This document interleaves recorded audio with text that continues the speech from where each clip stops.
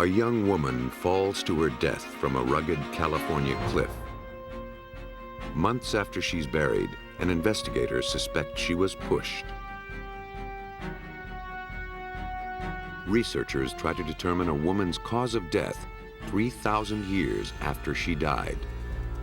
How can they perform an autopsy without destroying her fragile, mummified shell? To catch a murderer, detectives must prove that a few splinters of bone are the remains of a woman who disappeared 2 years earlier. Time doesn't heal all wounds, a fact that keeps relentless detectives on the trail of cold or forgotten cases. With cutting-edge technology, forensic experts are able to travel back in time, months, years, or millennia, to coax mysteries out of the grave.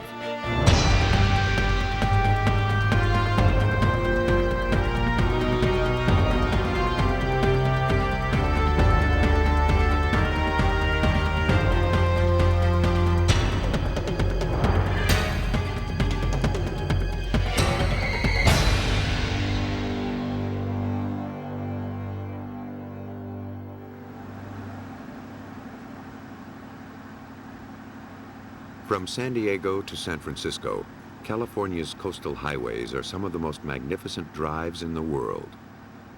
Heading north, stretches of glittering sand and crowded freeways gradually give way to a vastly different landscape. As Highway 1 winds through the Monterey Peninsula, mountains collide with the sea in a majestic alliance of power and beauty. In Big Sur, California, the huge sky and boundless Pacific Ocean seduce visitors to the edge of the dizzying cliffs for a breathtaking view of the edge of the world and a snapshot by which to remember it. But sometimes the pull is too strong.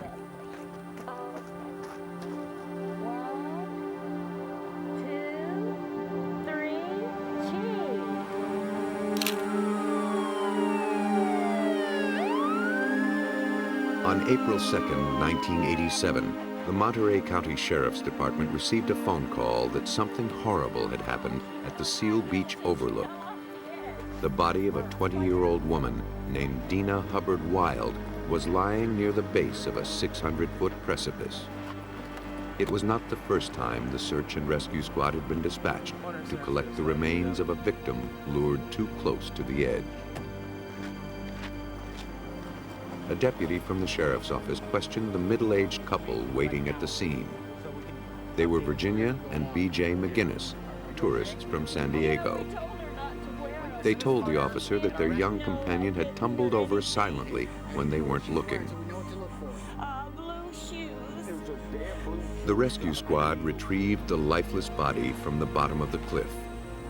After a cursory examination by the coroner, Deena Wilde was returned to her hometown of Louisville, Kentucky, and buried. At the Second Presbyterian Church in Louisville, Deena Wilde's freak accident was still on people's minds months after she'd been buried. When services ended one Sunday, Deena's mother, Bobby Roberts, approached a lawyer named Steve Keeney. She needed help collecting insurance money after her daughter's death. She wanted to collect burial insurance that she had as part of her benefits as a teacher, and the insurance company had told her no. We told her that sometimes a letter from a law firm cuts through the red tape. We'd give it a try. Keeney knew that Bobby could really use the $3,500. He agreed to make a few phone calls for her on his own time. Keeney called Bobby's insurance company and uncovered the source of the holdup. They had never received Deena's death certificate. Keeney then called the Monterey coroner's office requesting a copy of the death certificate. But when the document arrived, it listed the cause of death as pending.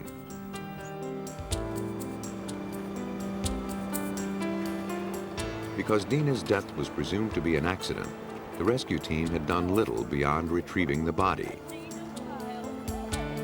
No evidence was collected, no photographs were taken. The body was sent to the Monterey coroner's office. Its analysis found no hint of foul play. Bobby Roberts' simple request was snowballing into a time-consuming tangle of bureaucracy. But Keeney pressed on. He contacted Monterey law enforcement only to discover that the case was in limbo. The certificate couldn't be issued until cause of death was determined, but the sheriff's department had, for all intents and purposes, dropped the case for lack of evidence. Deena had been dead for months. What could be holding things up? Keeney called Bobby's insurance company again to see if there was some way of expediting Bobby's payment. When we called back, we stumbled into a fact that we never expected. That was that there was life insurance on Deena in someone else's name, and they had made a claim for that policy. The amount that you're looking for is $35,000? That claimant was none other than Virginia McGinnis, the woman with whom Deena had spent her final hours. Just a day before Deena's death, Virginia had taken a $35,000 policy out on the young woman. The day after Deena's death, she had tried to cash in. In Keeney's mind, Deena's accidental tumble was swiftly transforming into something more sinister. But without a witness or a body, how could he distinguish between a tragic fall and a push? Ask yourself, how do you prove someone was pushed off a cliff? Imagine you're standing at the edge of the cliff and you fall. Think of the injuries. You'll be battered, there'll be broken bones, there'll be bruises on your body will end up at the foot of the cliff. And now put yourself back at the cliff and imagine you're pushed. Same thing, right? Same bruises, same broken bones. Well, not quite.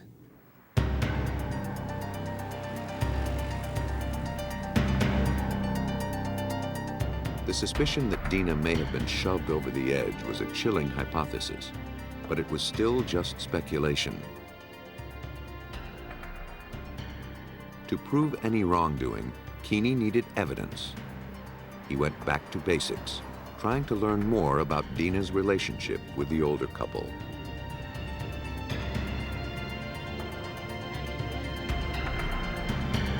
Virginia and B.J. McGinnis, the parents of one of Deena's friends, had taken her into their San Diego home after she was separated from her husband. Deena's loneliness was relieved in the fun-filled months she'd spent with her surrogate parents. She was known for her blind devotion to new friends. Had she been duped by the McGinnis's kindness? To check his suspicions, Keeney secured a copy of the autopsy report from the Monterey coroner's office. In the report, he noticed something unusual. A blood test revealed the presence of a drug called amitriptyline, commonly known as Elavil.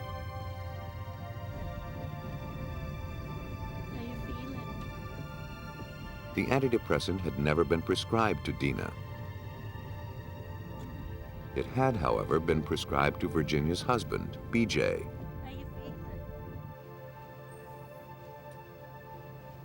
Toxicologist Catherine Ham retested a vial of Deena's blood that had been frozen after her autopsy. Her job was to check for levels of the drug. Keeney hoped that if a crime was committed, it could be proven in the lab. I think that a lot of people that commit crimes underestimate what we can do in the laboratory. To test for the presence of chemicals in the blood, Ham adds a solvent into the sample. The tube is rocked for 20 minutes as the drugs move out of the blood and into the solvent. The solvent is then removed from the tube and evaporated. The reconstituted solvent is injected into a gas chromatograph, an instrument that separates compounds according to their chemical properties. Ham compared the standard for the drug and the products of its breakdown with the chromatograph of Deena's blood. They matched. Having been frozen for so long, Deena's blood was degraded. Ham was unable to determine exactly when Deena had taken the drug, or exactly how much she'd taken. What she did know was that Deena Wilde had Elavil in her system when she died. With its disorienting and unpleasant side effects, it was hardly the kind of medication that Deena might have popped for a quick buzz.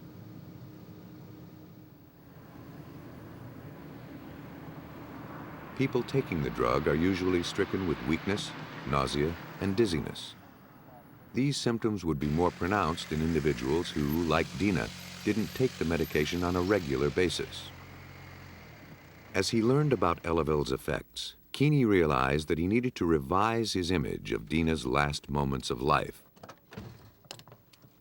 If she'd been as queasy and unsteady as Ham suggested, she most likely would have slid down the mountain, not plunged. Though no crime scene photos had been taken, the period of time before the fall was well documented. Virginia had sent Deena's mother the roll of snapshots from the day of the accident as a gesture of condolence. Could these posed snapshots tell Keeney about the cause of Deena's death? At first glance, the 15 chronological pictures told the story of an average sightseeing junket. Deena seemed comfortable and happy as she posed for the camera. But as Keeney studied the pictures more carefully, he suspected that he was witnessing a murder plot.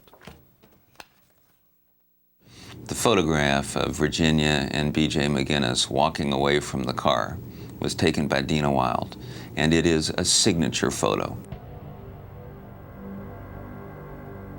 It's at the cliff where she would die a few minutes later. It's when the Elavil has kicked in and she knows something's wrong. She's leaving a note to the rest of us that will survive her. It's like an assault victim who takes their own blood and writes the name of their assailant. She's pointing the finger.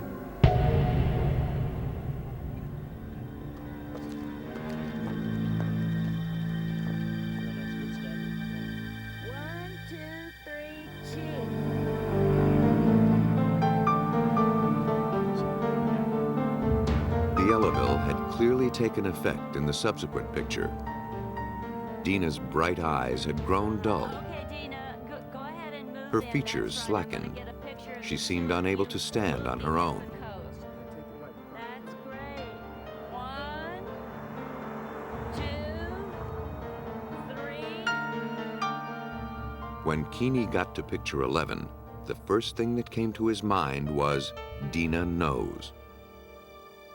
What at first seemed an innocuous cliffside stroll revealed upon closer examination the terrifying moment before Deena's death. At that lip, you can see Deena's shoes pointing toward the boulders, in toward the road, but you can see her head in a blur, turning as she realizes her body is getting pushed that way. And as she looks, like you would if you were pushed, as she looks where she's going, the photo blurs. There are no features of her face at all. But her shoes still point to BJ, the guy she trusted.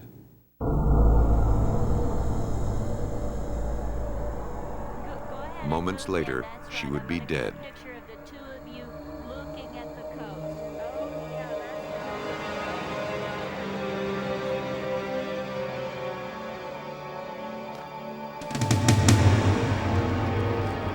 To Keeney's way of thinking, the bizarre and disturbing circumstances of Deena's death were leading to a single conclusion.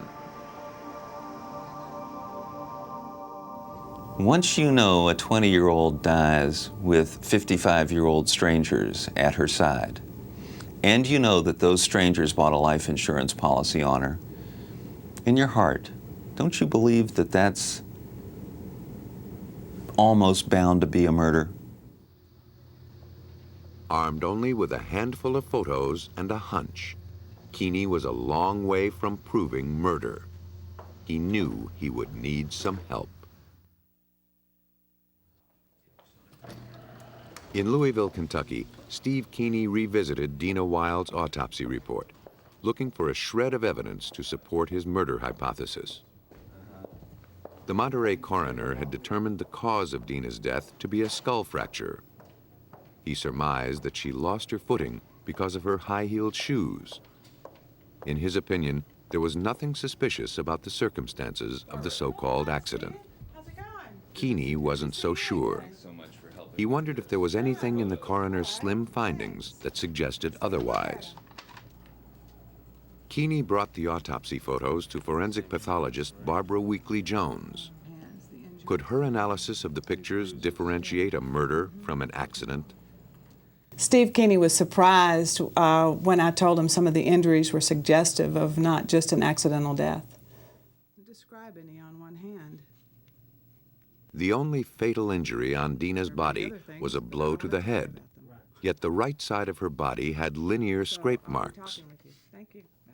To Weekly Jones, those lacerations suggested a limp slide, not a head-first plummet. Deena's bruised hands provided the most telling physical evidence. They hadn't sustained the kinds of injury typical in a fall. Her acrylic nails were snapped off, ragged, and embedded with granite, suggesting she'd clawed at the edge of the cliff, trying to save her life. Or perhaps she'd fought before she plunged to her death.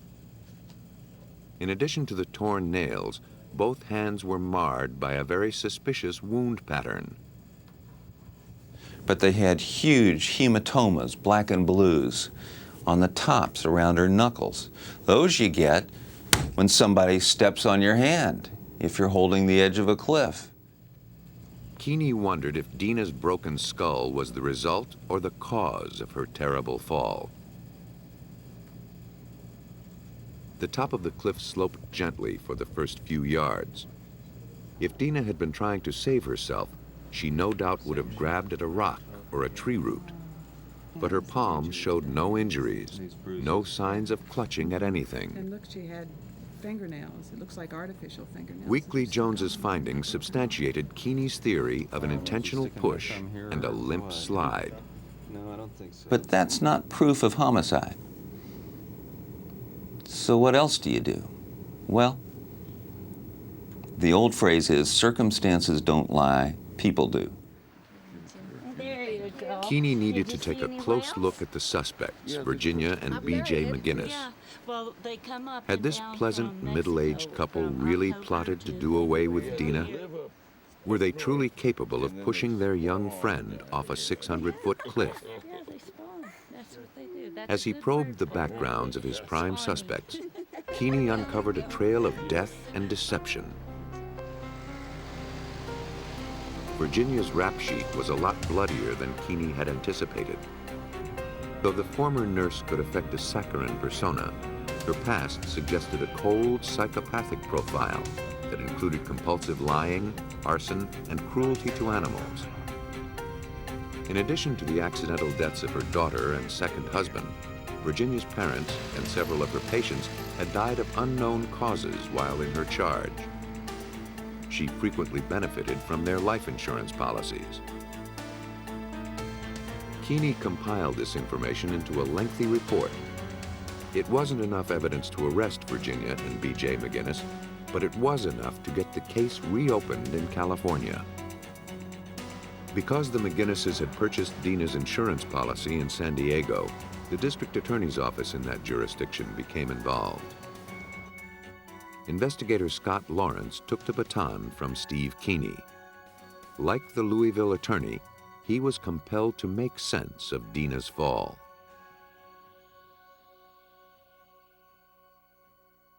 But Deena's case didn't have the benefit of much physical evidence. Lawrence attempted to disprove the theory of an accidental tumble by recreating Deena's trajectory. It was more than a year and a half after Deena's death, so any blood or geographic disturbance from her fall would have been washed away. The only thing Lawrence knew for sure was where she landed. What he needed to determine was where the fall started. Well, one of the things that we had to look into was where we knew she was last standing at this turnout, almost within a few feet of where I'm at. That's based upon testimonial evidence as well as photographic. Based on Lawrence's assessment, this wasn't a place where a person was likely to lose her footing, even in high-heeled shoes. The ground was relatively flat and solid. Now, Lawrence could recreate Deena's path down the cliff. Though he was a novice rock climber, his fierce commitment to the truth compelled him down the cliff face with a video camera in hand. From his topographic analysis, Lawrence believed that Deena was dead or near death when she lost her grip on the edge of the overlook. For one thing, the first section of the cliffside was not a sheer drop. Had Deena accidentally fallen here, she probably would have been able to stop her descent. She probably would have screamed. After the initial slope, the cliff drops off suddenly. Lawrence experimented to see how fast and by which route Deena was likely to have descended. So we could take individual rocks and toss them down, and you get a pretty good idea of how you would accelerate once you got past the incline and once you made that first precipice about 40 or 50 feet down to my right, down toward the ocean. Had Deena free-fallen off the precipice, she would have hit the bottom in excess of 120 miles per hour. Yet her body was in one piece, with no tumbling marks and relatively few fractures. Lawrence's research corroborated Weekly Jones's analysis of the body. Deena went down the cliff in a slow, limp slide, not an accelerating, high-speed tumble. Lawrence's careful recreation of the fall didn't jibe with the story relayed by the McGinnises. So we tried many ways to interpret what could have happened, and the bottom line is there's always unknowns, and the people that know aren't talking. By September of 1989, police gathered enough incriminating evidence to arrest the McGinnises. For the trial, the cliffside overlook was transformed into an outdoor courtroom. Scott Lawrence's careful recreation had a profound impact on the jury. The odyssey begun in Steve Keeney's office ended when the jury found Virginia McGinnis guilty of conspiracy, first-degree murder, insurance fraud, forgery, and murder for financial gain. She was sentenced to life in prison without the possibility of parole. B.J. McGinnis had died of pneumonia before the trial began. The inconsistencies in the so-called accidental death of Deena Hubbard Wilde had been untangled to reveal a cold-blooded murder, despite the fact that neither the body nor the crime scene had been preserved. For experts hoping to solve old murders, keen analysis of the meager traces left behind means the difference between overdue justice and a death that is forever lost in time. For 7 years, Susan Davis endured an unsatisfying marriage with a struggling insurance salesman named Ralph. Leaving was always on her mind, but she never got very far from their Columbia, Missouri home. Then, one evening in June 1985, after a long day at her secretarial job, she climbed into her Ford Escort and drove off, never to be seen again. When she failed to show up for work the next day or answer phone calls, her mother contacted the police. Officers from the Boone County Police Department questioned relatives and searched the Davis home, but found nothing to indicate that Susan had been taken against her will. Some people believed Susan's departure was her way of making a clean break from a life that had gotten too painful and messy. At the time of her disappearance, Susan had finally succeeded in making some big changes. She'd separated from Ralph and sent her 2 children, Robbie and Angela, to live with her parents in Iowa. And what was his occupation? Perhaps she was starting her life over in some other part of the country. Captain Larry McCrae led the investigation. Ralph Davis told us that when Susan disappeared that she had a boyfriend and she'd probably gone off to Texas and someday she'd show back up. Susan was officially declared a missing person. In her absence, Ralph moved back into the house, brought his children home from their grandparents, and settled into the life of a single father. The family waited in vain for Susan's return. As his finances dwindled, Ralph went to court to make sure that if Susan did resurface, she'd be compelled to pay him child support. But there were still no clues as to her whereabouts and diminishing hope that she'd ever return. But as McCrae came to realize, Ralph Davis's victimized spouse routine was a feeble charade. The more he probed police files, the more McCrae came to realize what an abusive husband Ralph had been. For the duration of their marriage, Susan had lived in the wake of Ralph's ferocity.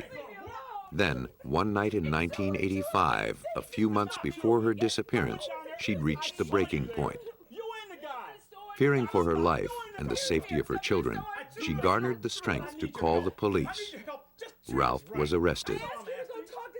We investigated a case where Ralph had beat her up. We'd photographed, and at that time, there was an ex parte on her, which says, Ralph, you cannot go back to your home. You have to stay away from Susan and the kids. A short stay in jail did little to calm Ralph. He had been boiling mad when he was released on bail. Then Susan disappeared. Ralph's violent tendencies gave credence to the theory that Susan had left him and covered her trail to ensure her safety. But for McCrae, the pieces still weren't adding up. Why hadn't this devoted mother contacted her children? Why hadn't she checked in with her frantic mother to let her know that she was all right? McCrae suspected he was looking at something more ominous than a woman in search of a happier life. McCrae believed that Ralph Davis wasn't telling the whole story. But without any evidence, the police had no course of action. There was no body. There were no leads. Even Susan's car had disappeared. McCrae's only option was to dig in and hope that one day a clue would surface. He didn't imagine that the waiting game would play out for so long. It had been 2 years since Susan Davis climbed into her car and vanished. Whether she left town intentionally or met a horrible fate remained an unanswered question. Captain McCrae's investigation met a dead end. Then one day, the owner of a storage facility took the locks off a unit rented by a customer who'd stopped paying his bills. Inside was a Ford Escort with the driver's side window blown in. The name of the delinquent customer was none other than Ralph Davis. That's McCrae. Captain McCrae was contacted. A quick run of the vehicle ID and tags confirmed it was Davis's car. McCrae took a look inside and was struck with a terrible sight. When we approach the car and we look inside of it, we're pretty sure that somebody died in that car. Blood and tissue spattered the dashboard, seats, and visors. Glass shards mingled with spent bullet shells on the car floor. 2 feeble air fresheners added a grim irony to the grisly scene. After 2 years of sitting on his hands, McCrae could finally move in on his prime suspect, Ralph Davis. Davis came up with a story to explain away the car.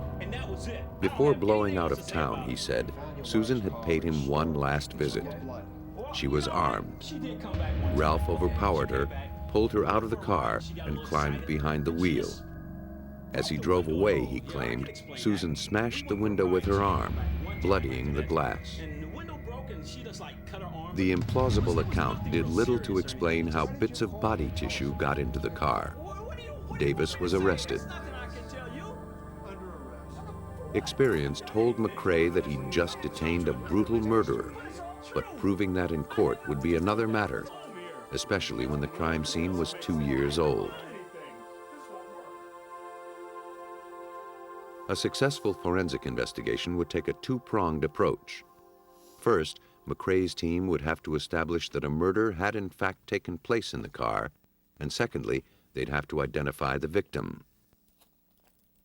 McCrae believed he was looking at the remains of Susan Davis, but he was a long way from proving it. From the pattern of blood in the car, preliminary crime scene reconstruction determined that the victim had been shot inside the vehicle. On the floor of the car, we found glass, basically moving inward, which would indicate that a shot or something had gone through that and from the outside. As we looked at the glass, we found that the glass was on the floorboard, and on top of the glass was blood. It seemed that the shot came through the window, striking the driver in the head. The force sent the victim toward the other side of the car, crashing first into the rearview mirror hard enough to crack the windshield.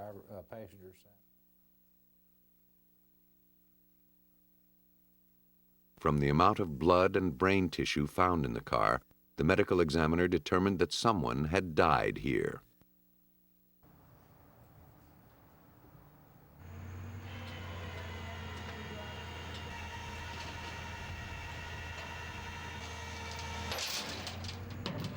The automobile was towed to a private storage lot where McCrae's team could try to make sense of the disarray.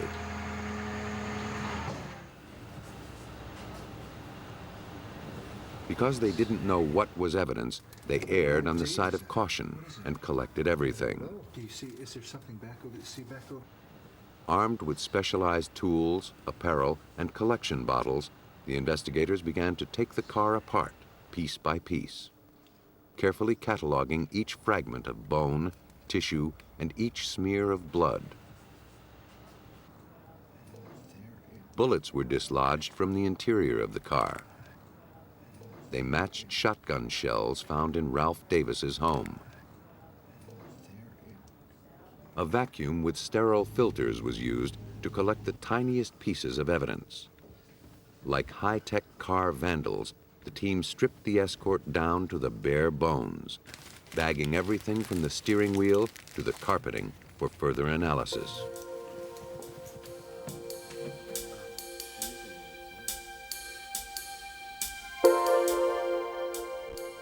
At the University of Missouri's Human Skeletal ID Lab, bits of debris, some metal, some glass, some unidentified, were delivered in a matchbox to anthropologist Sam Stout. If human bone fragments were present in the jumbled findings, Stout would know how to unlock their secrets. My work as an anthropologist was probably important in this case because as anthropologists we're often called upon to analyze bone specimens. We're probably the most familiar with pieces of bone, fragments of bone, whether it be a 2 million year old fossil to a modern cemetery. 33 fragments, none longer than a quarter inch, were separated into little plastic caps. Bone specimens to embed in plastic, and then we'll, because the findings were so small, it was nearly impossible to determine by sight whether they were bone. To be sure, Stout needed to examine the samples under a microscope. First, they needed to be prepared for viewing. To make slides, Stout's assistant embeds each fragment in plastic. As the air in the vacuum chamber is drawn away, the plastic impregnates the sample, then hardens. The embedded specimen is cut into slices as thin as cellophane. Each slice is then smoothed and placed on a glass slide for viewing.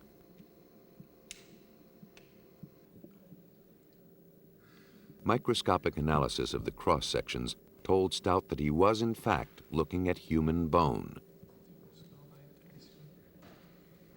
Stout knew where the fragments came from, a human skull. Dr. Stout had determined that the meager scrapings from the floor of Susan Davis's car were in fact human facial bones.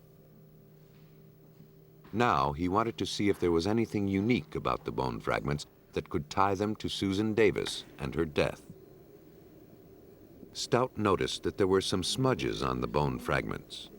He sent them to the geology department at the University of Missouri lab. A scanning electron microscope revealed that traces of lead had been embedded in the bone. The presence of antimony indicated that gunpowder was involved as well.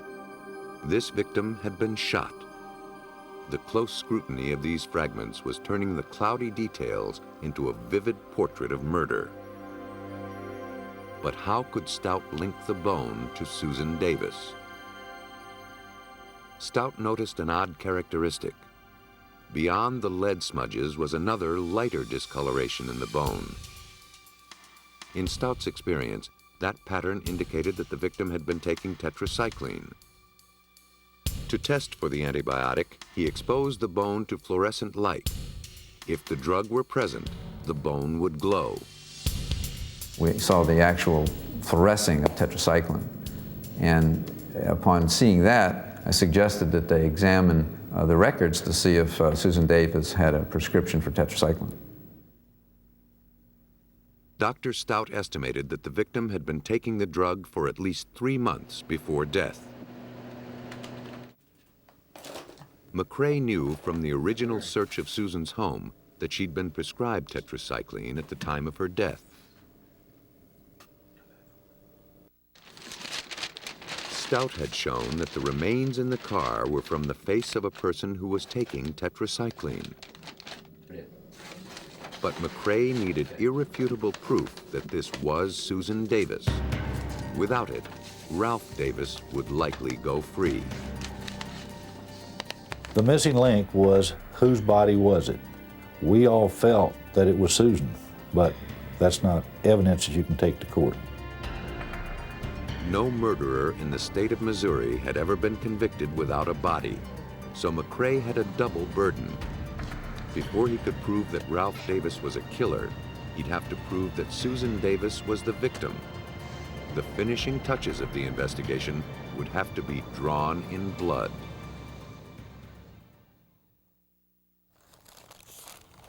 Could bloodstains link a 2-year-old crime scene to the death of Susan Davis? It was forensic serologist Lori Maloney's job to find out. Carpeting, sun visors, and upholstery from the interior of the car were sent to her at the Missouri State Highway Patrol lab. If she could determine that blood on these items came from Susan Davis, it would be nearly impossible for Ralph Davis to evade prosecution. But, as Maloney knew, irrefutable victim identification is tricky business. She needed to run a series of tests to find out exactly whose blood this was. Above all, she needed to be precise to check and cross-check her results. Maloney's first task was to swab the samples to make sure that the stains found in the car were truly blood. The test turns green when blood is present.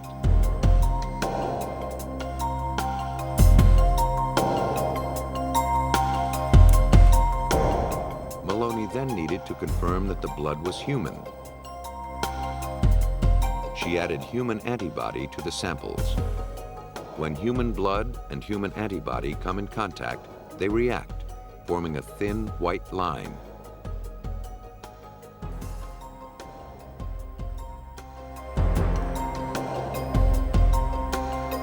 Maloney's results were consistent with McCrae's theory that someone had been killed in the vehicle. I found on the evidence human blood detected on the carpeting and the seat belt latches. Also, I found human protein on the sun visors. But how could she prove that the remains had come from Susan Davis? She had no samples of Susan's blood or tissue to compare them with. Paternity tests are commonly used to establish a man's parenthood by comparing his DNA with that of the child and its mother. By applying that standard procedure in a creative new way, a reverse paternity test, Maloney hoped to simulate Susan Davis's genetic profile. Every child gets half his DNA from his mother, half from his father. Subtracting DNA bands that the father and child have in common leaves a barcode representing the mother's genetic signature. The remaining bands would then be used to compare to the crime scene evidence, and if those were matching to the crime scene evidence, the blood could have originated from the mother, Susan Davis. Using this procedure, Ralph Davis's DNA pattern was subtracted from his children's. The resulting bands were a close simulation of Susan Davis's genetic fingerprint. This banding pattern matched the samples found on the Ford Escort's carpet. Susan Davis had been killed in her car. The ghostly fingerprint of a woman who'd vanished years earlier was returning to solve her murder. What I think happened to Susan Davis was that she was going to leave this area to some safe haven because of Ralph's harassing her, stalking, and she was packing her car, backed up to the front of the house, loading her clothes in it when Ralph came around the house. She saw Ralph, got in the car, locked it up, and Ralph came up and shot her through the driver's side window. Thanks to astute forensic analysis and an exacting recreation of the grisly death scene, prosecutors convinced the jury that Ralph Davis had killed his estranged wife in her car. It was a landmark decision in Missouri, one that saw Ralph Davis get the death penalty, even though the whereabouts of his victim is a mystery to this day. In the Susan Davis case, investigators had to revisit a crime that happened 2 years earlier without the benefit of a body. In Canada, investigators faced a similar but even stranger challenge: to determine what killed a woman 3,000 years ago. They had the body, but to touch it would be to destroy it. At the Royal Ontario Museum in Toronto, a mummy named Jedamisank, or Jed, has stood in silent vigil for decades. Her secrets wrapped tightly inside her delicate sarcophagus. Museum visitors and scientists alike are fascinated by her mysterious beauty and eager to know more about how she lived and died. From the elaborate drawings on her cartonnage, the shell of linen and glue in which her mummy is encased, we know only scattered details of her life. Nearly 3,000 years ago, Jed, a musician at the Temple Amun-Re, lived a prosperous life on the east bank of the Nile. The soul that she will not want. Ancient Egyptians celebrated life after death, but it could only be attained if they departed this world in the prescribed fashion.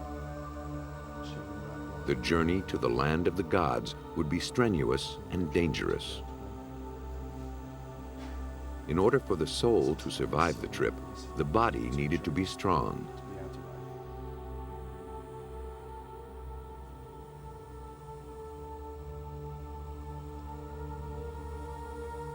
Mummification was the answer. A marriage of science and religion, the mummification process followed a strictly detailed procedure that took approximately 10 weeks to complete. After death, the body was cleansed and anointed. A single slit was made in the abdomen. Then the internal organs were removed and preserved in jars. Natron, a powdery drying agent made up of salt and sand, was heaped over the body. In the arid heat of the Egyptian sun, the body would completely desiccate in 40 days. The skin was rubbed with oils and resin to keep it supple. Linen stuffing was inserted in the body cavities to maintain lifelike contours. The corpse was adorned with makeup and funerary jewelry. Then the arduous task of wrapping began. In an effort to know more about these ancient people, many researchers, like pediatrician Peter Lewin, have found themselves compelled to unwrap the mysterious packages. In the olden days, we would break up this casket, tear off the bandages of the individual inside who's mummified, break up the tissues to examine genetic material, chemistry, and any diseases, and in essence destroy a mummy, which is invaluable to humanity. Lewin grew up in Egypt and has maintained a lifelong fascination with mummies. Today, in addition to his work at Toronto's Hospital for Sick Children, he is a leading researcher in the field of paleopathology. Paleopathology is really the study of diseases of ancient man, and that can be done by examining the bodies themselves, and also can be done by the latest use of X-ray technology. How could Dr. Lewin see into the life of this mummy and learn why she died without desecrating the sanctity of her death? X-ray technology, known as computerized axial tomography, or CT scanning, was the answer to Lewin's dilemma. The machine produces cross-sectional images of the body without touching it. When the slices are stacked together, a three-dimensional image is rendered. Dr. Lewin was assisted by CT technician Stephanie Holoka. Lewin, who pioneered the use of the technique to slice into mummies without using a knife, first scanned Jed in 1978. But the technology was in its infancy, and he was barely able to distinguish the ancient body from the dense packing material. Nearly 20 years later, he was ready to try again. Because the patient was already dead, Holoka didn't need to worry about radiation levels. That freedom enabled her to take numerous pictures at very small increments. She scanned the body in 5mm slices and went to 3mm increments for the head and neck. Even greater detail was used to image the ears and eyes.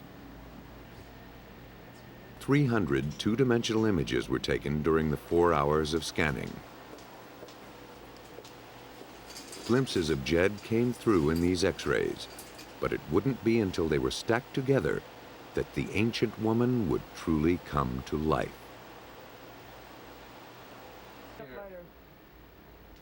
Once the meticulous scanning was completed, it was finally time for the mummy to show herself.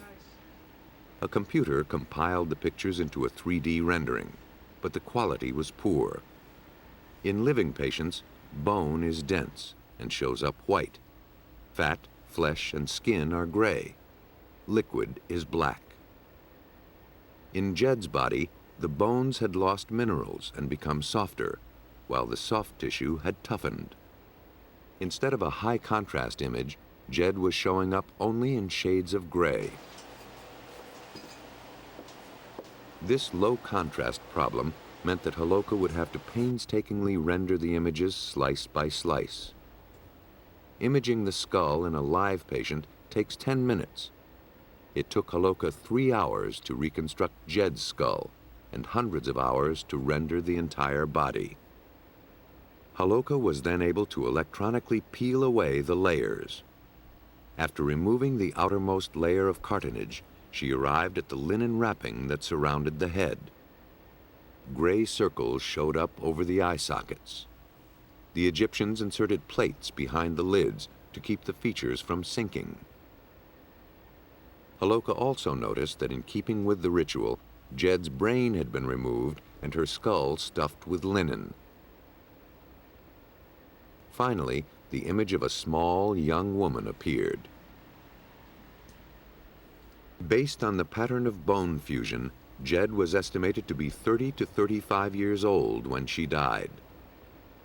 And the first thing I thought when I saw her skull, after doing a lot of 3D imaging on various skulls, is that she must have been a very pretty lady. She had very high cheekbones and she had a very well-defined chin. Holoka had used CT technology to excavate the mummy. Now, Lewin wanted to know what killed her. Could he determine cause of death 3,000 years after the fact? Lewin examined the 3D image of Jed's skull. He noticed a strange black shape on the left jawbone. The gaping hole, he realized, was an enormous abscess. Hard as it is to believe, Jed had died from dental disease. Ancient Egyptians were prone to dental disease because of their sandy, coarse diet and their love for sweets. In Jed's case, the outer enamel on 24 of her 28 teeth had worn away, exposing the sensitive dental pulp and the root. Exposed roots are acutely painful. They also become infected easily. Jed's infection was spread from the root canal to the bone, where it caused several abscesses. Lewin surmised that the large pus-filled cyst probably burst, spreading infection throughout her body and poisoning her blood. It was probably an agonizingly painful, drawn-out death. She probably died a very, very miserable death due to general infection, which originated from this basically dental abscess of her left upper jaw.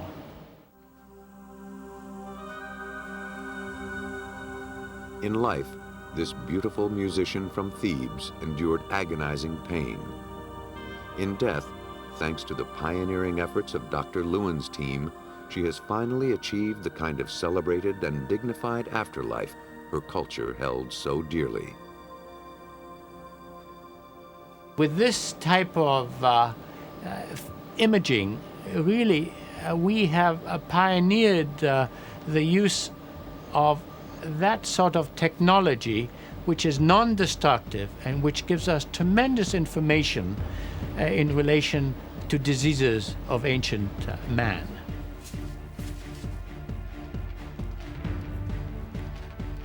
Because Djedame had been so carefully preserved, time didn't stand in the way of science.